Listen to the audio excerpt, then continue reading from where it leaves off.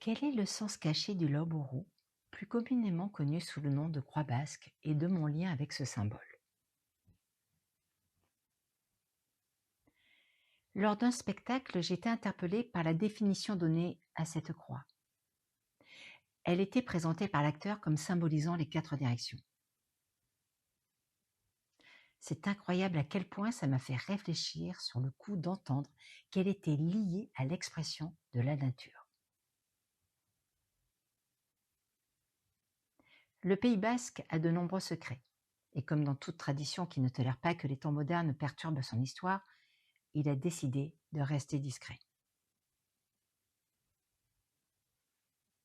Néanmoins, suite à cette interpellation, je décide de m'adresser à ceux qui me prodiguent de précieux conseils, ce que vous pourriez éventuellement appeler des esprits.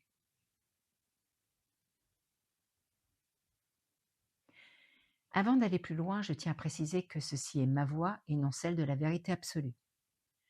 Je vous propose tout simplement une autre réalité possible.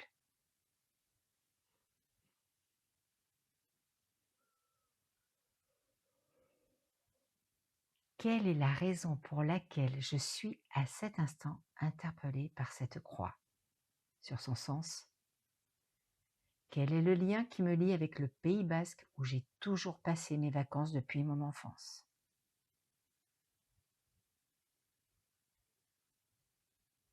Je me concentre et je cherche quel est l'esprit qui pourrait me donner des informations à ce sujet.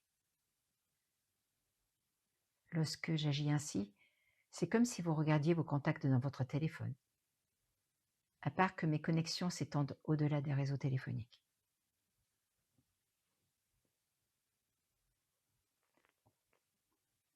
Me voici donc en quête de la personne la plus concernée par ma requête.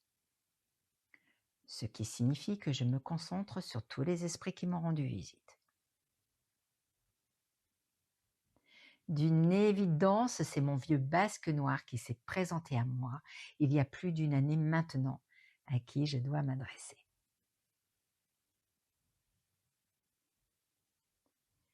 Avant de poursuivre, je voudrais présenter toutes mes excuses, amis basques, pour la mauvaise prononciation des noms. Dans le cas où certains noms basques désiraient faire des recherches, je les inscrirai à la fin du podcast. Continuons. Suite à mes recherches, j'ai découvert Olanzero, le vieux basque noir, qui est en fait la personne que je cherchais. Au Pays basque, la date de sa célébration est le 21 décembre. Il fait référence au renouveau. Au moment où il m'est apparu, il y a plus de cela d'une année, il était bel et bien venu à la fin de l'hiver pour annoncer le printemps. Il m'a demandé de réaliser un parcours autour du 21 mars et ses alentours. Pour être clair, je dois partir de la fontaine Saint-Esprit de Bayonne et arriver aux grottes d'Istúriz, où il sera présent pour me recevoir. Un tracé aux étapes précises sous 3 jours. Cette randonnée est prévue pour 2027. Si vous êtes intéressé par l'idée de m'accompagner, n'hésitez pas à me contacter. Il me répéta et insista sur ce point que le 21 décembre n'était pas la bonne date de sa venue. Cela se produit lorsque le printemps commence à fleurir, à savoir à la fin du mois de mars. En tant que charbonnier, descendant des montagnes et portant son sac de charbon, je comprends pourquoi il s'est présenté à moi vêtu de noir et s'est fait appeler le vieux basque noir lors de sa première visite. Il est vieux en raison de son histoire, mais il est également noir en raison de sa couleur de peau par la suie et de sa tenue vestimentaire. C'est suite à mon questionnement du moment que je découvre son nom.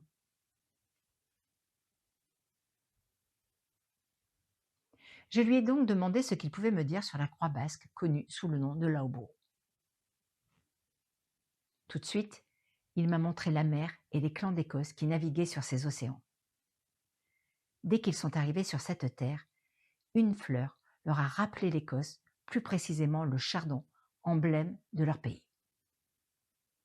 Ils ont fait la découverte de l'Egus Kilor, cette fleur soleil du Pays basque et qui est de la même famille que les chardons. Si on peint cette fleur de manière stylisée, on peut la représenter comme une croix basque avec ses 4 branches. Son mouvement particulièrement est arrondi de la même manière que le feuillage de cette fleur, Egus Kilor, me dit-il. Il m'a aussi raconté une histoire d'amour impliquant un homme écossais et une femme basque. Pour éviter qu'elle ne l'oublie, cet homme aurait fait le choix de graver cette fleur près de l'endroit où vivait sa chère et tendre. C'est l'une des raisons pour laquelle on peut voir encore aujourd'hui cette croix peinte sur des maisons basquaises. Olancero m'a appris à dessiner cette fleur de la manière la plus simple qui soit. C'est la raison pour laquelle Laobourou a émergé bien plus tard et non de manière ancestrale comme l'Egus Kilor.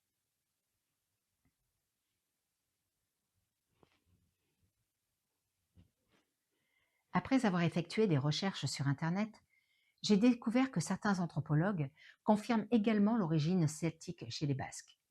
Il est question d'Écossais et d'autres peuples celtes. Mon nom de famille est Morrison en anglais.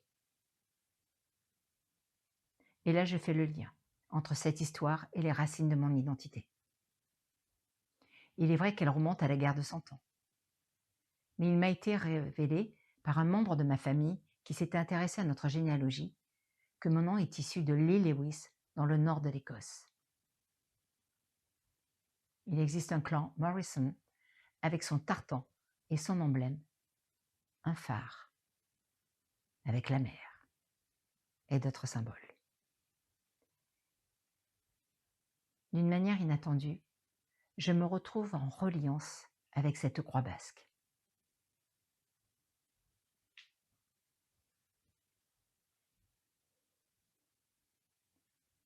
La résonance se fait que maintenant, grâce à ce spectacle. Lorsque j'étais enfant, j'aimais cette région car je ressentais une force secrète que je ne pouvais pas expliquer. Mais je trouve pertinent d'explorer plus en profondeur ce qui vous interpelle des années plus tard.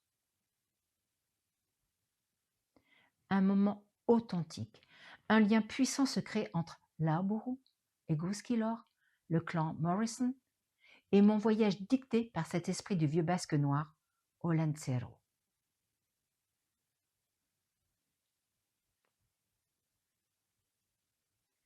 Cette petite histoire pour vous faire peut-être comprendre qu'il n'y a aucun hasard dans ce que nous vivons au quotidien. Il faut juste prendre conscience de notre responsabilité, en mettre en action sa curiosité afin de sortir de son confort. Je répète, il faut juste prendre conscience de notre responsabilité à mettre en action sa curiosité afin de sortir de son confort. Et c'est grâce à cela que l'on peut percevoir la trame de sa propre histoire. Le temps est notre plus grand allié dans chaque enseignement qui nous est destiné.